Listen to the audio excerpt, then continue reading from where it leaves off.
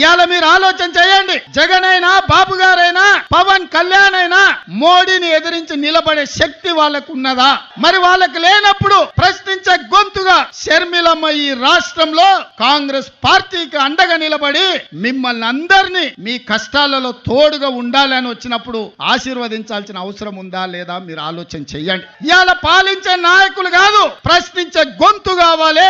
మీ తరపున నిలబడి కొట్లాడే నాయకురాలు కావాలి. వైఎస్ఆర్ వారసు రావాలి. వైఎస్ఆర్ గారి ఆశయ సాధన కోసం పనిచేసే వాళ్ళు ఉండాలి అంటే షర్మిలమ్మకు అండగా మీరు నిలబడాలి. చట్టసభల కాంగ్రెస్ ను మీరు గెలిపించాలి.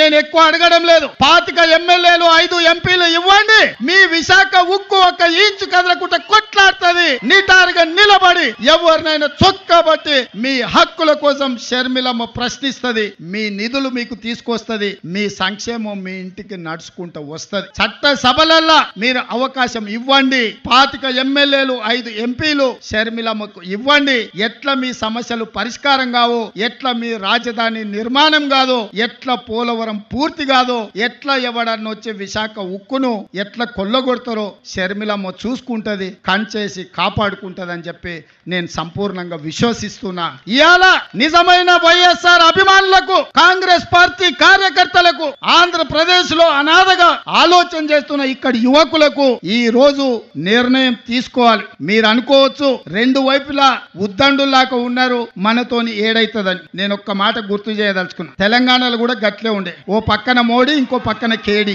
ఉప ఎన్నికలలో 3200 ఓట్లు వచ్చినాయి మాకు. ఆ ఎల్లు అన్నారు కాంగ్రెస్ పని అయిపోయింది, తట్టా బుట్ట జరుదుకున్నారు, యాడుంటది కాంగ్రెస్ ఖాళీ అయిపోయిందని. కానీ అధైర్య పడలే, నిలబడి కొట్లాడినాం. ఢిల్లీ మోడీ మీద, గల్లీలో ఉన్న కేడీ మీద నిటారుగా నిలబడి కొట్లాడి మోడీని ఓడించినాం, కేడీని పడగొట్టినాం. ప్రజలు విజ్ఞులు, ప్రజలు తెలివి కల్లోలు. ప్రజలు అవసరమైనప్పుడు అవసరమైన నిర్ణయం తీసుకుంటారు. 5 సీట్లు ఉన్న మమ్మల్ని 65 సీట్లు ఇచ్చి ఆశీర్వదించిందంటే ప్రజలు గొప్పోళ్ళు.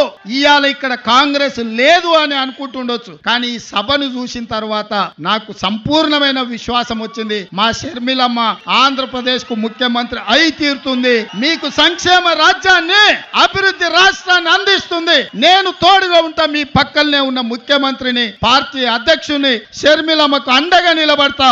ఏం కావాలన్నా, ఏ రాత్రైనా, ఏ పగలైనా, ఏ సందర్భం వచ్చినా, ఏ కష్టం వచ్చినా నేను అండగా నిలబడతా. మీరు షర్మిలమ్మ నాయకత్వాన్ని బలపరచండి, షర్మిలమ్మ నాయకత్వాన్ని గెలిపించండి. షర్మిలమ్మ ఆంధ్రప్రదేశ్ ముఖ్యమంత్రుల కూర్చునే వరకు తోడుగా నిలబడతా.